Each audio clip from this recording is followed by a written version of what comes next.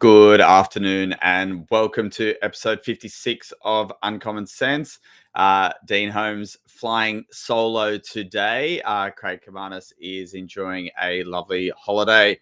For those that are listening live on LinkedIn, there is a link in the post right now that you can click on. If you'd like to come and join me and are listening live, you can jump straight in and join me for Talkback Radio as it might stand. But obviously, barring that, there's a few things that I'd love to talk to the audience about today. So I did a presentation earlier this week on productivity and a few hacks in relation to procrastination and the like. And so I'm happy to share a little bit of my thoughts and summary of that presentation that I did of relevance for our audience as we go through. So a couple of things that under the category of prioritization that I'll share as we go through today is all about what I call the urgent and important matrix, eating the frog, getting it finished, 80-20 rule, and avoiding the task tennis is first and foremost underneath this prioritization world that we live in today. So the urgent important matrix is something that everyone has seen, I think, for the vast majority of history since Eisenhower anyway. And so this is attributed to him initially. And so the couple of things in relation to this that I think is really important is in order to work out what is important and urgent on the left and top axes is essentially to prioritize your work at the start of the day. So there's no way that we're going to be able to work out what is urgent and what is important unless we sit at the start of the day or the night before and actually plan out what is the most important pieces of work that we do. I'll link that to the frog when I get across onto the next slide. But our role ultimately is in anyone within the work environment is to be playing towards this. So actually making sure that we're doing the urgent work. Remember, we're not brain surgeons, so it's not necessarily life and death needing to be done in the next hour, for example, but doing the urgent work, but also scheduling and planning to do that really important growth work that we need to do. We have to avoid constantly being the world of doing little tasks and taking it one step bigger and actually planning the really important work that we do. Once we do that planning, we need to delegate. And everyone within an organization, almost everyone, needs to do some element of delegation. And so the delegation here is really important to make sure that the team understands the structure so that they accept and do those tasks that you're delegating. Something that I come across quite often is the conversation saying, it's actually a bit quicker if I do it myself, for example. So what do I mean by that is that people have a short-term nature in the way that they're thinking, which is the short-term nature in relation to that thinking is today's task. So I'm going to do it quicker on today's iteration of that one task. And so therefore I should do it myself. And so my challenge is in and around delegation is that, yes, the first time that you do the delegation and the second and the third, it's probably going to take longer, but we have to trust in that we're training our team in a particular way so that we can grow that over time. So that's the first thing that I want to leave in and around that delegation. Remember, anyone that's watching online can actually click in and can be jumping in with me as well. So the next thing that I wanted to share is actually eat the frog, although there's me and Cam Fink doing push-ups around doing tasks, is eating the frog is doing the most important activity of the day first. And so it is obvious somewhat that we should always aspire to do the most important thing. Pardon me, sorry. The most important thing that we do each and every day, we choose to do the most important task at the start of the day. And so what we need to think about there is that email is not your most important task. Email is someone else's priority shoved onto your screen for you to read in the morning. And so what I encourage everyone to do and think about is what is actually the frog that I should be doing first thing in the morning when I've got the coffee, my brain is fresh, and I can create something before 11 a.m.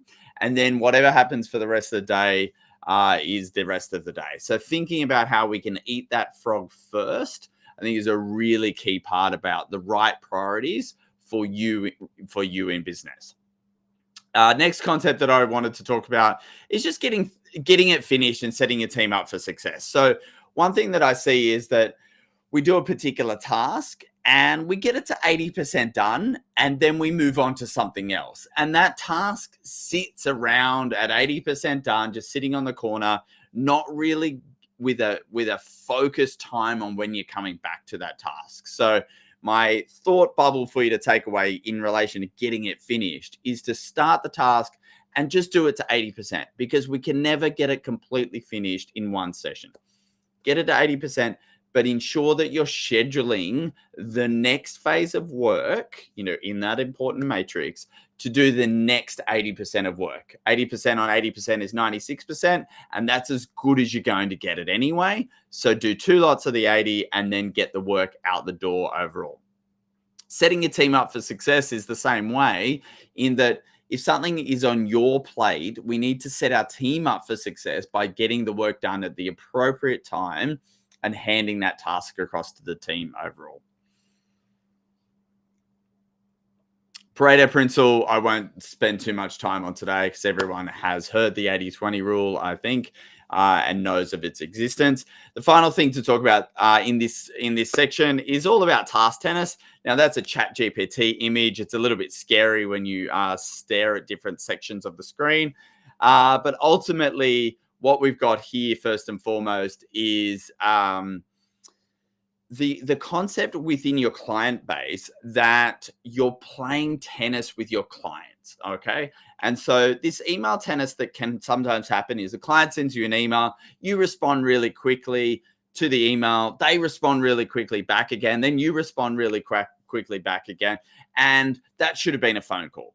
Too much back and forth, you actually lose the conversation in the email, and there's probably a lot of other things that you're not picking up because it is an email. So you're not able to hear the client. You're not able to see the client's tone or hand movements or uncertainty around the particular thing that you may have emailed them about. So if you find yourself in this email task tennis, you should jump on the phone or the video call and have a quick chat with your client. They're available, so you can hear the other parts of what's not being said in the email.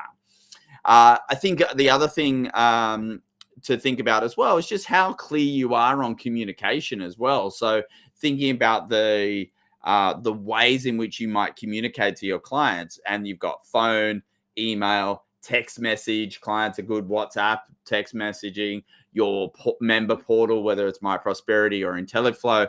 There's so many different ways in which clients are communicating with you. And so being really clear with your clients up front about how we need to work together and communicate is really important. And that should reduce the task tennis as well. My favorite small hack is delayed send on your email. So just because you want to reply to an email doesn't mean you want the client to receive it at that instant as well and start this tennis match. So great little hack is to delay send all of your emails to 4:55 p.m.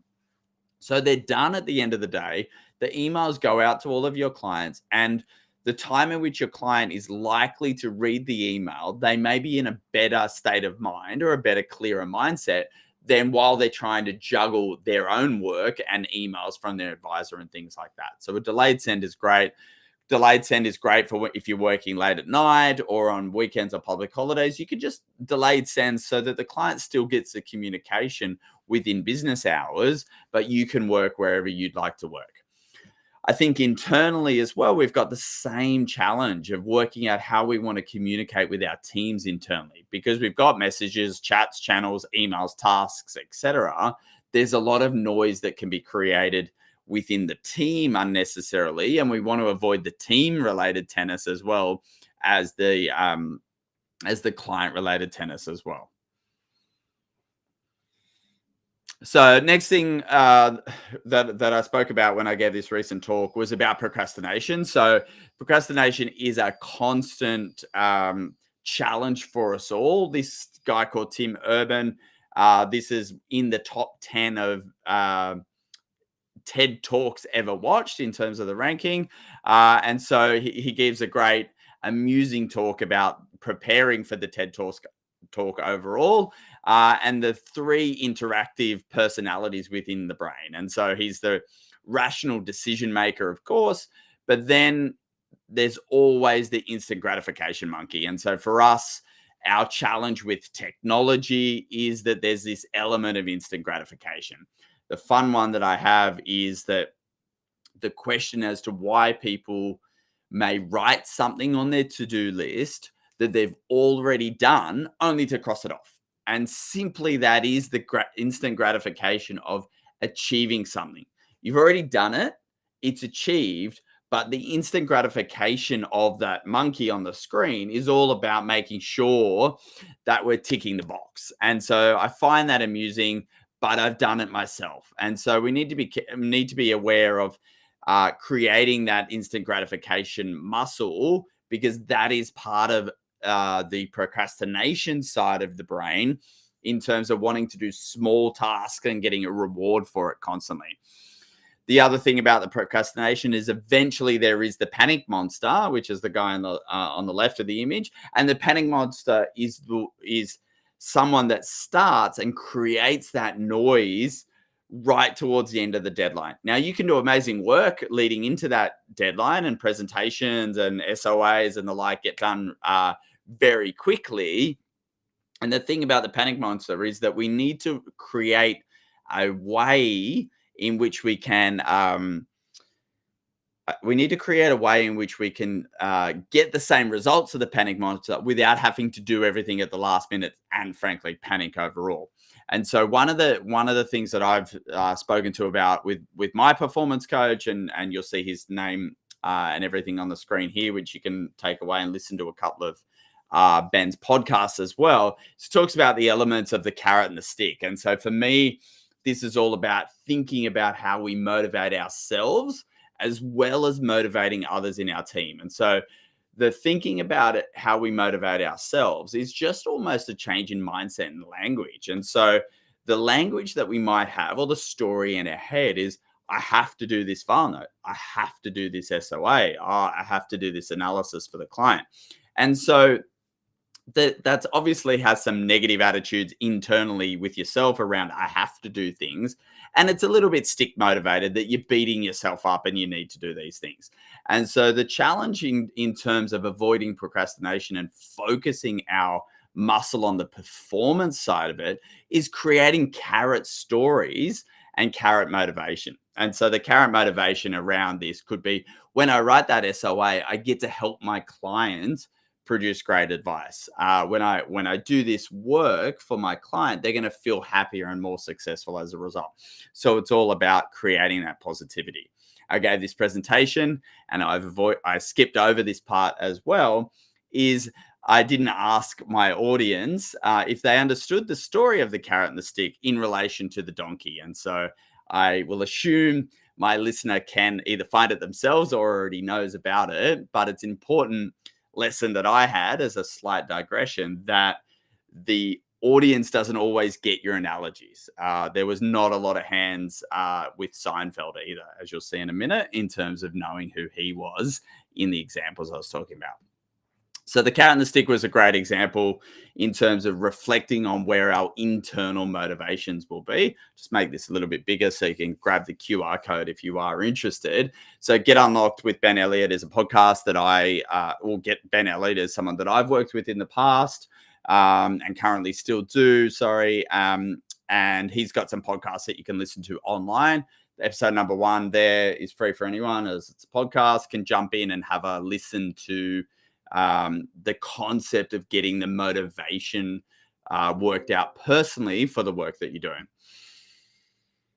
Jumping onto the next slides, just to continue with a bit of momentum through this. So the second element that comes up, I suppose, in relation to motivation and procrastination a little bit, is just the stress that happens as a result. So firstly, to put the context into stress, is that firstly, I like to say, like, we're not brain surgeons, so nothing typically is life and death. It can be urgent, but it doesn't have to be stressful in our world. So we can try to reduce the amount of stress that we might take on ourselves or create by just understanding that most things can get done within the right time frame. The client stress is not our stress. So I learn a lot from other professionals, particularly the medical industry here, but really being clear that just because the client is having a stressful reaction to news or their position or property settlement being delayed doesn't mean that we have to be stressed in return. It's actually worse if we're stressed in return to their stress, followed closely by telling that other person not to stress. So if you do that with your spouse, you will learn very quickly that responding to your stressed spouse with "don't stress" is a recipe for disaster. You only make that mistake once or twice. So another thing that I spoke about recently was just trying to work on some consistency habits. So doing the right thing at the right time consistently leads to better results over time. And so what I left my audience with, and I know that I've spoken about this in a couple of times, is something called "Don't Break the Chain," but and which Jerry Seinfeld talks to. He didn't invent it, but he talks to the consistency of the activity and how he wrote jokes every single day with the objective of to at least write something so that he didn't break the chain of momentum.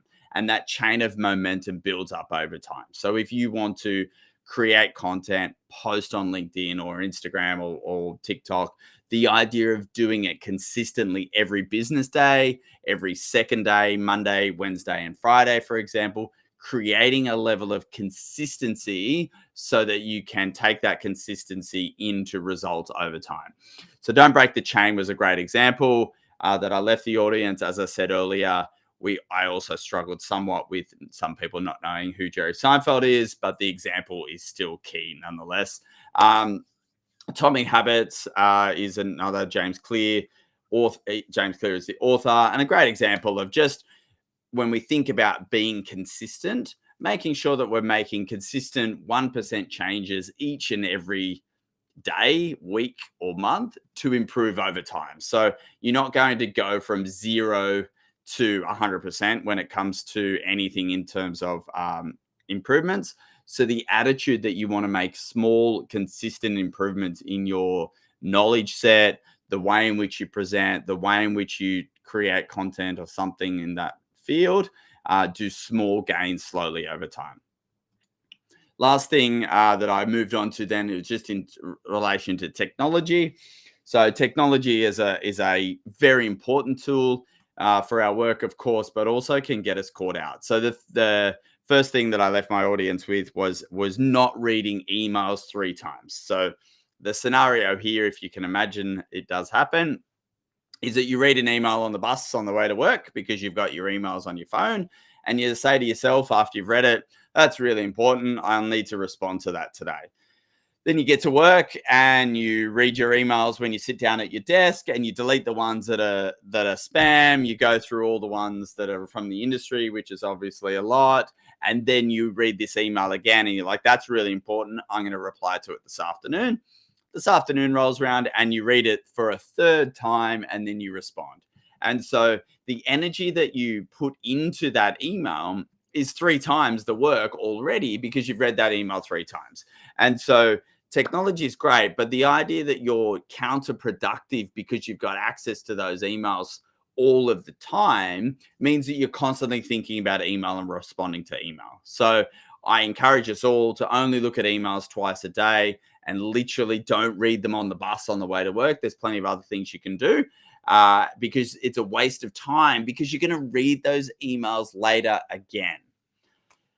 Use the airplane mode or turn off notifications on the phone, I think is really important.